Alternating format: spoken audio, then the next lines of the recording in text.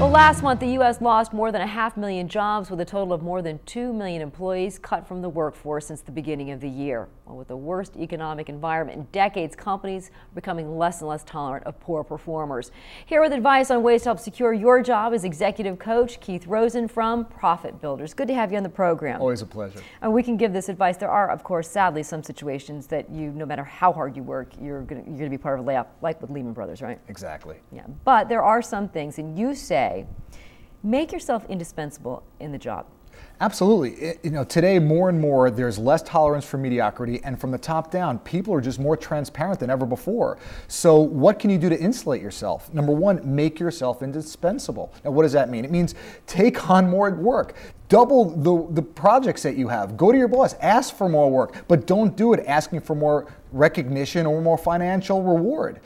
Take on more projects. And don't do it begrudgingly. Absolutely not. No, this is something you want to do while managing the expectations, of course, of your additional workload, even if that means taking on the jobs of 2 people. And you say educate yourself. Maybe take adult learning classes or skills that perhaps you don't have but can be utilized in that job. Not only do you want to better your best and, of course, round out your skills as well, that means expand on the skill set you have. As companies shrink more, there's still a lot of work that needs to get done. So the ones that are going to be retained are the ones that have a more robust and more well-rounded skill set that they can utilize in different areas of their job and in the company. You say develop strategic relationships. Most employees think if my boss likes me, I'm okay.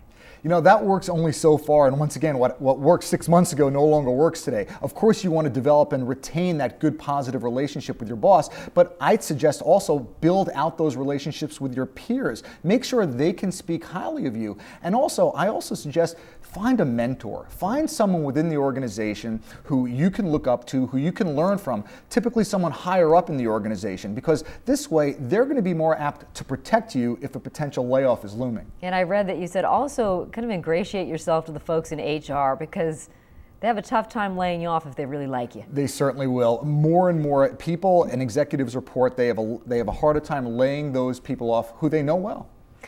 Being visible, how important is that in the workplace? A lot of people think that this is the time to put your head down and just do your job. Well, I actually suggest the opposite of doing that. As a matter of fact, you want to be visible without being egocentric about it. Now, what do you mean? Well, what I mean by that is, if you want your boss to know the contributions you're making, and it's great if your boss is a raving fan or an internal advocate, but what's going to happen if your boss is the one who's laid off before you? Sure, nobody knows how well you've done because he's gone. Exactly. Or she's gone. No one knows the value you deliver. So make sure other managers in the organization know what you're contributing.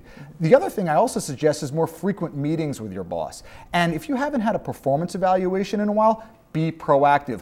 Go in with an updated resume or with a progress report, letting your boss know exactly what you've been working on, what you've achieved, and the responsibilities you've been taking on. Yeah, and in good times, the squeaky wheel always seems to get the attention in the workforce. It sure does. But this is a bad time to be the squeaky wheel. Yeah, because now the squeaky wheel, while the one used to be getting the oil, now the squeaky wheel is the one getting the axe. So, you don't want to be that high maintenance employee right now. Don't complain about your computer. Don't complain about the work conditions. Don't be known as the consummate complainer or the one who's difficult to work with. If you make a mistake, don't start finger pointing. Own it and fix it. All right, what about taking a close look at the people in the organization that are doing really, really well? Do you need to study them? I suggest doing so, because what are the best of the best doing out there? There's clearly some benchmarks and best practices that they're following that the mediocre performers are not. So go out and benchmark what those best practices are so then you can emulate them. And don't wait for your boss to come to you and tell them what they are, because by then it's probably too late. Right? If your boss has to come to you, or if it's in your review and they say, you're not doing this, you're not doing that, you're not doing this, it's already a demerit for you, isn't it? You're already putting yourself in a more reactive posture. It's on a hard copy. It's in your, your dossier. I mean, it's marked against you. Yeah, be more proactive around that. Be the one to go to your boss and find out what those are. Report to him rather than him telling you what to do. All right. Also, you say develop a contingency plan, and we have talked about that periodically on this show. It's always good to kind of be prepared for the worst case scenario, isn't it? You always want to have a backup plan. And one of the things I'm suggesting people do is build out your network. And this doesn't mean just building out your network within your organization, but also jump on Facebook, LinkedIn, MySpace. Build out the people, your network of who you know, so that when you are in a position where you have to start looking for a job, at least you can tap into your network of people. Yeah, and you also say in the very end, be grateful. Be grateful for what you have. Be grateful, and as a matter of fact, the fact that you just have a job, because with a job for most people comes insurance, which is so essential, especially if you're providing it for an entire family. You know, Becky, the same people that a few months ago were the ones complaining about their job or complaining about their salary, they're the ones now that are just happy to be employed.